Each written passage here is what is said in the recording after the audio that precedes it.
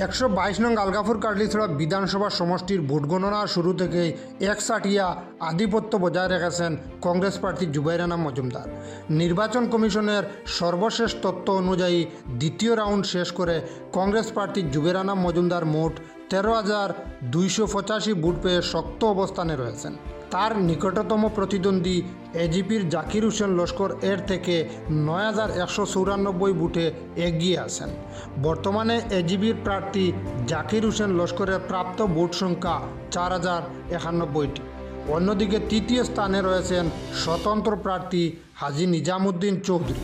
তিনি এখনও পর্যন্ত 583 ভোট পেয়েছেন এবং শীর্ষ প্রার্থীর তুলনায় 12,702 ভোটে পিছিয়ে রয়েছেন। এছাড়া স্বতন্ত্র প্রার্থী সুজামুদ্দিন লস্কর 250 ভোট পেয়ে প্রতিদ্বন্দ্বিতায় রয়েছেন।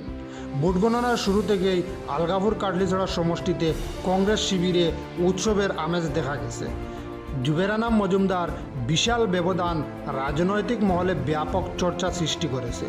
যদিও এখনও মোট 25 রাউন্ডের মধ্যে 2 রাউন্ড গণনা সম্পন্ন হয়েছে, তবুও বর্তমান ট্রেন্ডে কংগ্রেসের অবস্থান অত্যন্ত শক্তিশালী বলে মনে করেছেন রাজনৈতিক বিশ্লেষকরা।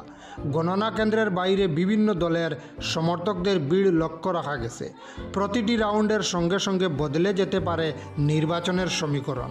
তাই 122 নং আলগাপুর কাটলিছড়া সমষ্টির সর্বশেষ ও নির্ভর আপডেট পেতে আমাদের এইচকেডি টিভির সঙ্গে থাকুন।